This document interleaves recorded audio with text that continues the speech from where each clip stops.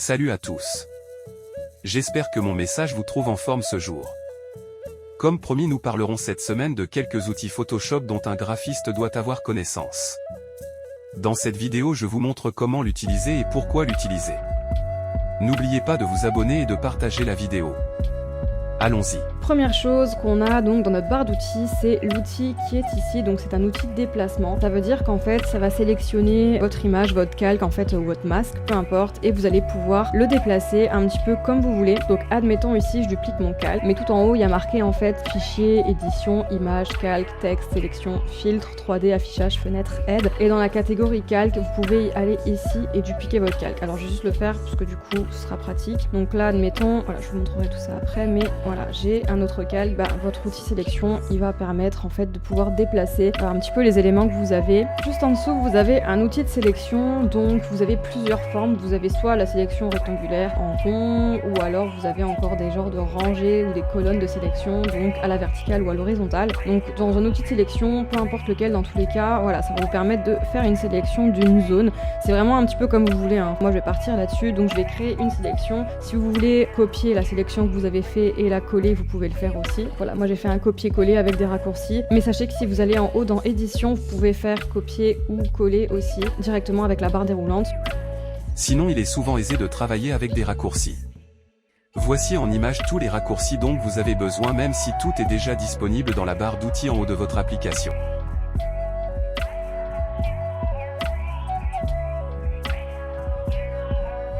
L'outil lasso, c'est vraiment, voilà, vous sélectionnez un petit peu, c'est à main nue en fait, clairement, donc c'est vraiment vous qui faites votre tracé. Après, l'outil lasso polygonal, ce qui est un peu différent, c'est que à chaque fois que vous allez appuyer avec votre souris, vous allez faire un tracé de sélection et vous allez pouvoir l'arrêter, rappuyer, voilà. Et à chaque fois que vous rappuyez, en fait, ça vous crée vos tracés, et une fois que vous ramenez les deux bouts ensemble, ça vous fait votre sélection en fait. Et en fait, cet outil-là, c'est une fois que vous commencez à appuyer, hop, et il va vraiment essayer de choper en fait les contours pour essayer vraiment de sélectionner un petit peu au mieux ce que vous voulez faire. Il va lui-même en fait définir les endroits à sélectionner en fait. Voilà, et là je ramène les deux bouts ensemble et ça me fait une sélection. Évidemment, quand vous faites des sélections, donc peu importe lesquelles et vraiment peu importe avec quel outil, pareil, il y a encore des outils de sélection ici qu'on va voir ensemble, mais sachez qu'il y a toujours des options de moins et de plus. Donc ajoutez, une fois que vous avez ramené la sélection et que vous dites ok, non, je voulais encore continuer à sélectionner, vous pouvez continuer à le faire. Donc vous avez vraiment des raccourcis clavier pour ça. Là par exemple, pour faire plus, je vais appuyer sur la touche Shift, et sinon pour faire moins, j'appuie sur la touche Alt. Mais sachez que vous voyez, ça se trouve toujours ici en haut. En fait, dans le menu de votre outil, le plus, le moins, il y est en fait. Donc admettons là, si je veux rajouter, j'appuie sur le plus, je reste appuyé,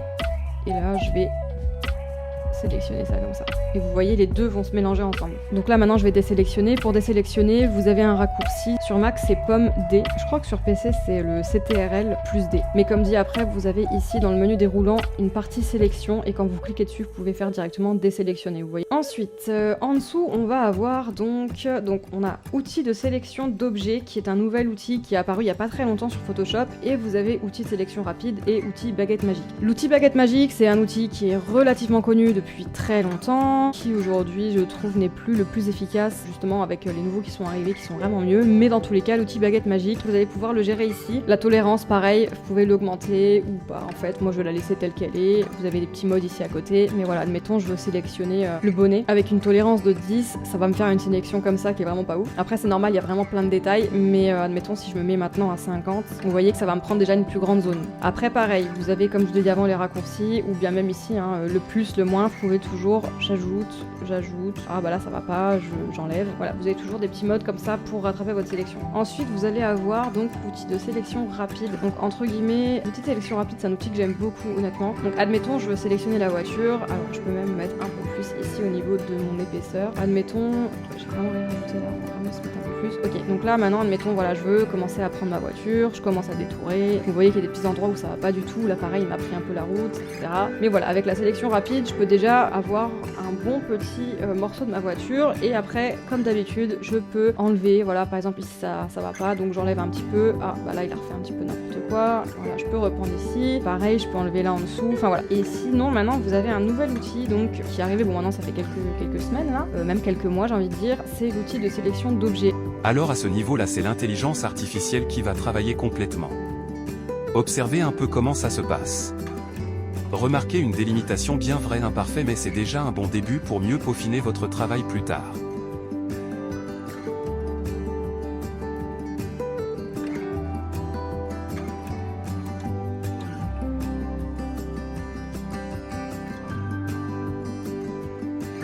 Après voilà, c'est à vous de rattraper, et pour rattraper, alors c'est soit vous pouvez refaire un petit coup, donc vous vous mettez sur le plus, et voilà, par exemple là il me manque un peu de sac, vous recommencez une deuxième sélection, vous voyez qu'il va reprendre mais toujours avec quelques difficultés. À ce moment-là, vous pouvez faire, moi ce que j'aime bien faire, c'est prendre de nouveau mon outil de sélection rapide. Là en l'occurrence je vais baisser un peu, je vais en fait sélectionner moi-même ce qui manque. Donc voilà, toujours avec le plus ici, on va enlever ici, c'est vraiment hyper minutieux. Bon, j'ai vraiment pas pris la partie la plus simple, excusez-moi. Bon, après de toute façon j'ai envie de vous dire, il y a plein de petits endroits à corriger, mais voilà, dans l'idée vous voyez un petit peu du coup comment ça fonctionne au niveau de ces outils là. En dessous vous avez un outil de recadrage, donc c'est un outil qui est quand même relativement important, enfin personnellement pour moi. Vous pouvez évidemment, quand vous cliquez dessus, vous avez déjà une présélection qui va se faire, et quand vous recliquez, là ça va vraiment commencer votre aperçu de recadrage entre guillemets. Donc vous allez pouvoir faire plusieurs choses. Alors déjà, là vous voyez j'ai aucune information qui a été mise par rapport au format de mon image. Là si j'en mets pas, vous voyez que on peut vraiment faire ce qu'on veut, et vous voyez aussi qu'on peut sortir de la zone de sa photo. Ça veut dire que si vous faites ça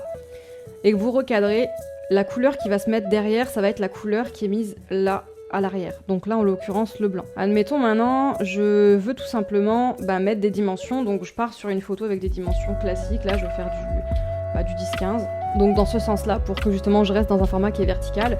Donc là, une fois que ça c'est fait, si vous maintenant vous modifiez, là vous agrandissez, vous rétrécissez, vous restez vraiment sur le même format. Et si vous faites comme un petit à-coup, en fait, vous pouvez passer à l'horizontale, mais toujours dans le même format. Admettons, voilà, maintenant j'ai délimité un petit peu la taille que je voulais, donc j'ai envie de cropper dans mon image. Je peux aussi gérer l'horizon, donc en gros je peux pencher mon image, voilà, je peux gérer un petit peu les angles en fait, tout simplement. Donc admettons, je veux ça, je peux maintenant valider, donc je tape sur entrée. Et là tout simplement ce qui se passe c'est que mon image a été recadrée tout simplement. À savoir que vous avez aussi des petites options de format d'image si vous voulez vraiment gérer un peu plus poussé sur la résolution de sortie de l'image, du format, etc. Vous pouvez aller dans image ici, et vous avez ici taille de l'image. Juste petite parenthèse, mais voilà, sachez que vous avez vos dimensions ici, et aussi je peux changer ma résolution. Résolution évidemment, essayez de rester au maximum toujours à 300 dpi. Alors il est toujours conseillé de mettre la résolution à 300 pour la simple raison que ça donne une grande possibilité de zoomer tout en gardant la même qualité d'image. Même chose quand vous imprimez. Dans l'outil recadrage, évidemment, je vais avoir aussi l'outil de correction de perspective. Donc voilà, admettons, je sélectionne cette partie-là. Je peux évidemment gérer mes perspectives d'image. Je peux gérer un petit peu ce que je veux. Voilà, c'est un recadrage un peu spécial. Mais à savoir que si vous faites une sélection, vous pouvez faire, là en l'occurrence avec Mac, ça va être pomme T. Et en fait, ça va vous faire un petit peu la même chose. Vous allez avoir possibilité donc de gérer le format de votre image, et si vous allez dessus et que vous faites un petit clic droit, vous allez avoir pareil la perspective, même déformation, torsion, vous avez plein de choses. Mais si je vais maintenant dans perspective, admettons, voilà, vous voyez ça me refait un peu la même chose. Donc, voilà, vous avez plusieurs choses, plusieurs options qui se ressemblent un petit peu, mais que vous pouvez utiliser de manière différente. Donc voilà, ça c'est pour vous montrer un petit peu. Là après vous avez des outils, donc outils tranche, outils de sélection. Donc là admettons, voilà, j'ai délimité une partie de mon image, donc vous avez la partie 1, la partie 2, mais voilà, en tout cas c'est un outil qui peut être vraiment très pratique. Ensuite en dessous vous avez cet outil là, c'est un outil en fait qui va permettre de sélectionner une zone pour une image. Admettons, je me dis ok, moi j'ai envie d'importer une image là-dedans, donc qu'est-ce que je vais faire? Je vais délimiter une zone, je vais me dire tiens, on va délimiter cette zone là, et en fait là dedans je veux incruster une image, donc une autre photo là en l'occurrence. Donc je délimite ma zone, et ensuite donc voilà, évidemment vous pouvez faire une zone en gros si vous préférez, enfin voilà, faites un petit peu ce que vous voulez, et je peux aller chercher une autre image à mettre dedans. Donc admettons, je vais ici, je vais dans image, et je vais prendre la photo que j'ai sélectionnée et je vais la glisser dedans. Donc voilà, la photo va vraiment se mettre dans le cadrage que vous avez fait au préalable et non pas aller autour. Pour les retours en arrière, vous pouvez faire pomme Z ou CTRL Z si vous êtes sur PC. Mais sinon, sachez que vous pouvez aller dans édition et faire ici annuler. Ensuite, en dessous, je vais avoir ici l'outil pipette qui est quand même assez connu. Donc vous en avez évidemment après plein. Vous avez plein de petites options différentes. Mais dans l'idée, en fait, la pipette de base, elle va vraiment vous servir à récupérer une couleur, une teinte, quelque chose qui vous plaît. Admettons, moi, voilà, la couleur de son pull, je l'aime beaucoup. Et bien, vous avez juste à prendre votre pipette et voilà, vous pouvez sélectionner la couleur que vous voulez. et vous l'avez ici sur le premier carré qui est au-dessus. Pareil, si vous voulez revenir aux couleurs de base, vous cliquez ici, ça vous remet le noir et le blanc. Ensuite, en dessous, vous avez l'outil qui est donc un outil de correcteur. Alors, vous avez soit le correcteur localisé, le correcteur, donc je vous dis, les deux là se ressemblent un peu. Vous avez l'outil pièce, sinon, qui est assez différent. Après, vous avez l'outil de déplacement, donc ça ressemble un petit peu à l'outil pièce. Et après, l'outil œil rouge qui est là pour justement essayer de, comme son nom l'indique, enlever les yeux rouges. Après, je vous avoue que rien ne vaut une retouche à ce niveau-là parce que c'est pas non plus le truc le plus efficace. Enfin, je trouve. Après, évidemment, chacun a son point de vue là-dessus. Mais déjà, si je commence sur l'outil de correcteur localisé, donc je vais zoomer sur ma photo. Et là, admettons, on va aller ici. Donc il y a la voiture ici et je me dis bon voilà, j'ai envie de l'enlever. Donc l'outil correcteur localisé, il va essayer de cibler lui-même quelle zone est-ce qu'il peut mettre sur l'image pour remplacer ce que je veux enlever. Donc admettons là maintenant, je vais sur ma voiture.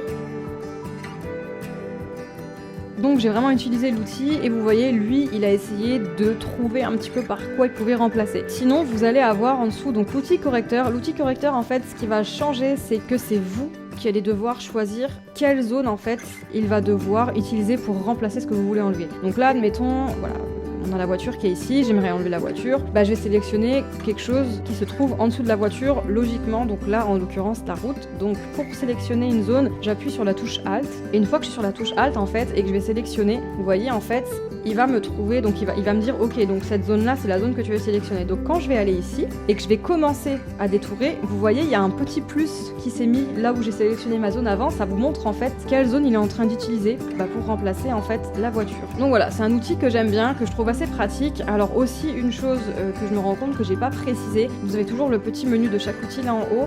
On peut gérer évidemment la dureté et l'épaisseur du pinceau. Donc là, en l'occurrence, vous voyez, je l'ai mis plus petit, sinon vous pouvez l'avoir beaucoup plus grand, même là trop gros. Et vous pouvez gérer la dureté. La dureté, qu'est-ce que c'est? C'est à quel point le contour de votre pinceau va être fondu ou à quel point il va être net. Là, vous voyez, du coup, au niveau du contour, on est sur quelque chose de très très flou, très très fondu. Alors que si je vais ici et que je mets la dureté à 100%, vous allez voir tout de suite, en fait, il y a comme vraiment le contour en fait qui est très très net, alors que là vous voyez c'est carrément fondu, pourtant c'est les mêmes zones que j'ai fait à chaque fois. Et donc là on a le fameux outil pièce, c'est assez bien honnêtement, moi j'aime bien cet outil. Après c'est sûr que c'est pas le plus minutieux, enfin ça dépend comment vous l'utilisez. Si maintenant admettons je veux juste détourer, voilà, je me dis bon ce truc là je veux l'enlever, je sélectionne tout simplement en restant appuyé, je sélectionne tout le contour de ce que je veux, je le prends, je reste appuyé et je le fais glisser sur la zone que je veux utiliser pour remplacer ce que j'ai sélectionné. Donc voilà, vous voyez là j'ai tout lâché, ça m'a remplacé, et si je désélectionne, j'ai enlevé en fait le tracé blanc qu'il y avait sur la route. Là pour le coup c'est quand même assez propre. Par contre si maintenant je veux faire pareil avec donc le corps de la modèle, voilà, je vais faire une sélection.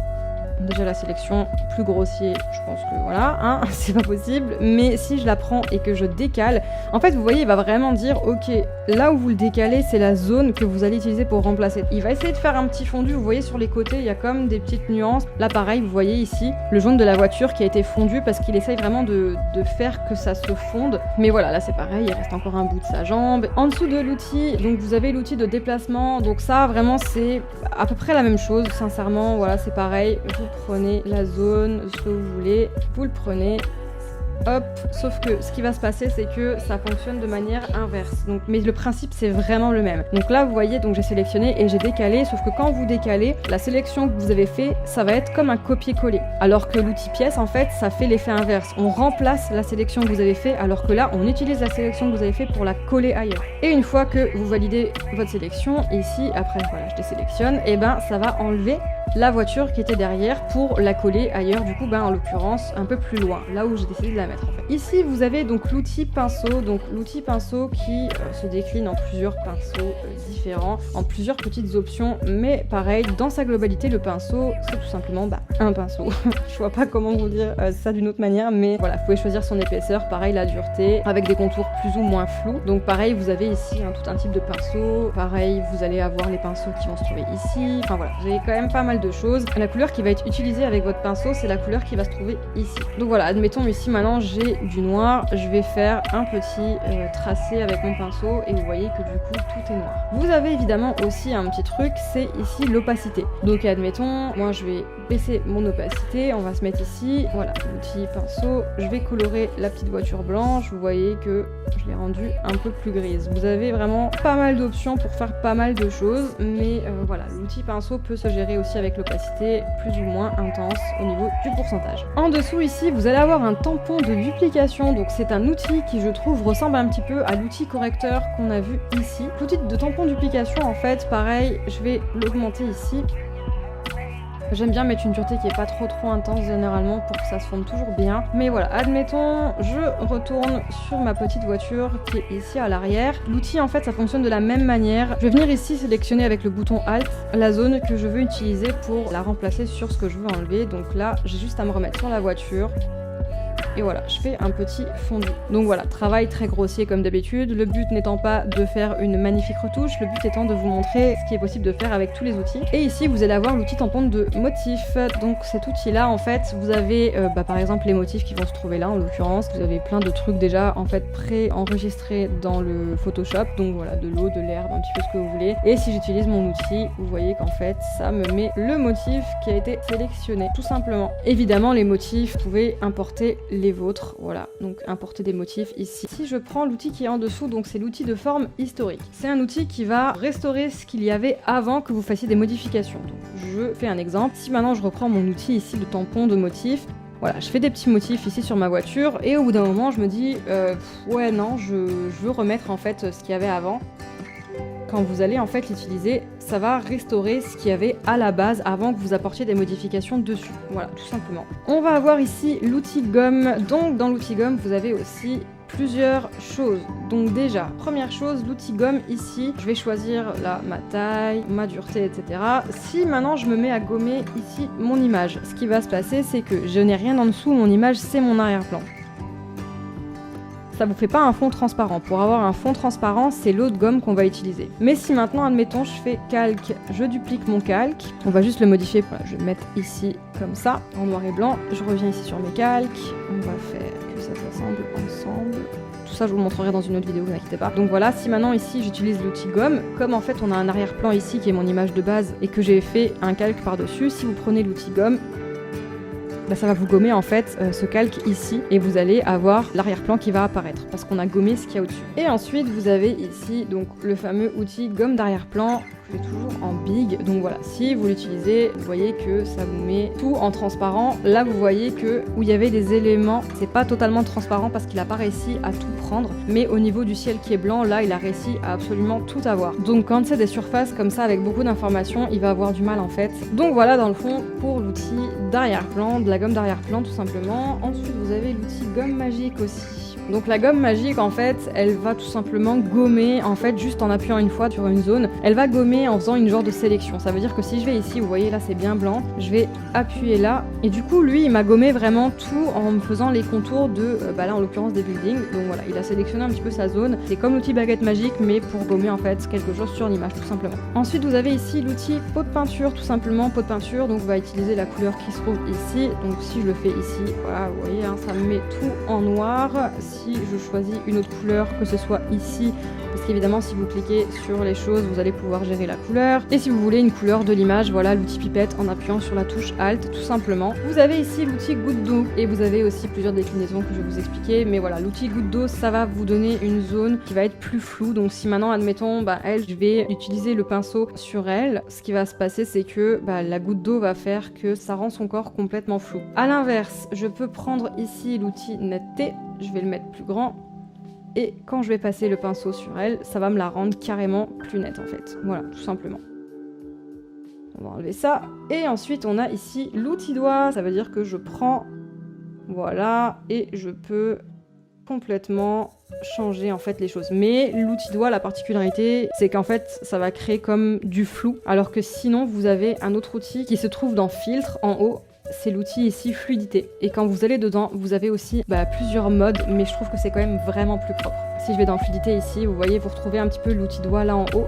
On va mettre une taille comme ça et hop. Et vous voyez en fait la différence, vous avez des contours qui sont hyper flous ici, alors que ici on garde quand même une belle netteté. Ensuite ici vous avez donc l'outil densité, densité moins, densité plus, ou l'outil éponge. Alors outil éponge plus simple, c'est très simple, bah voilà, vous pouvez évidemment gérer votre flux, vous pouvez gérer pareil l'outil en lui-même, etc. Donc c'est soit vous désaturez ou soit vous saturez. Donc la saturation, désaturation, c'est rendre une photo plus colorée ou au contraire la désaturer et aller vers le noir et blanc. Donc si je prends l'outil éponge et que je suis en désaturation et que je vais sur ma voiture jaune, vous voyez que je la rends en noir et blanc. Je reviens en arrière. Si à l'inverse je fais l'outil saturation et que je vais sur ma voiture, on la rend nettement plus pétante et plus jaune en fait, tout simplement. L'outil densité, quand c'est la densité plus, ça va un petit peu ajouter comme de la lumière, comme quelque chose de plus clair en fait à votre image. Donc si je vais ici, je vais mettre une exposition à 100% pour que vous voyez bien, je vais le diminuer un peu, hop, et que je vais sur mon bonnet. Vous voyez ce qui se passe en fait, ça m'apporte comme de la luminosité. Si je fais un petit avant-après, vous voyez. Et à l'inverse, densité moins, ça va vous donner l'effet inverse tout simplement. Pareil, je vais me mettre à 100% ici, hop, on va baisser ça, et que je vais sur son visage, ici, voilà, ça va m'assombrir carrément le visage, tout simplement. Vous voyez, l'avant-après au niveau du bonnet du visage, avec la densité moins et avec la densité plus. On commence à arriver au bout, donc là, en dessous, vous avez un outil plume. Alors l'outil plume, c'est comme un outil, donc c'est un outil de tracé en fait, tout simplement, c'est pour vous faire un tracé, donc vous avez la plume et vous avez plein de déclinaisons différentes. Celui qui je trouve est intéressant, c'est celui-ci, à chaque fois, permet de faire des petites choses sympas. Donc je le prends, j'appuie, je vais ailleurs, mettons ici, et quand je vais au milieu, hop, je peux me faire des petits kiffs. Je reviens ici, voilà.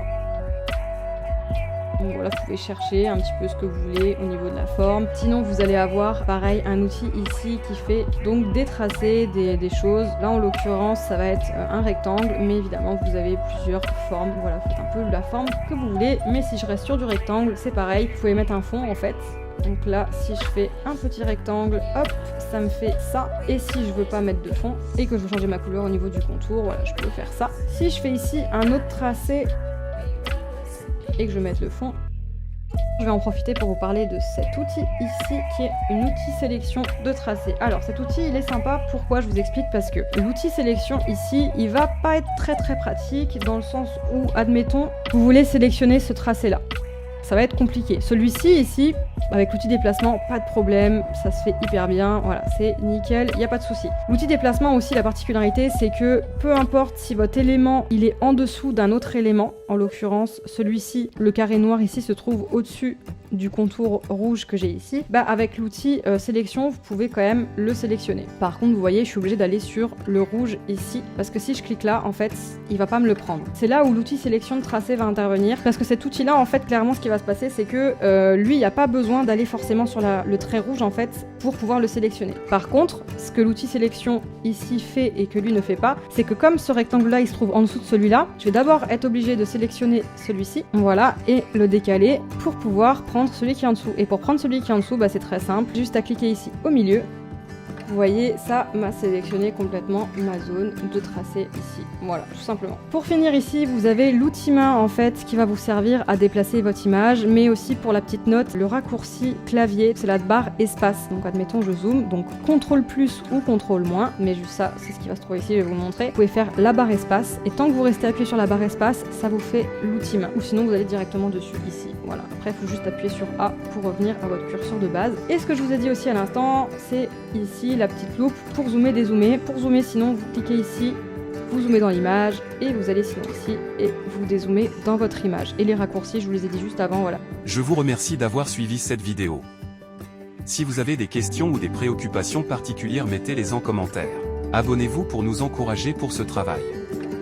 Prochainement, je vous montre la création d'un logo pour un débutant.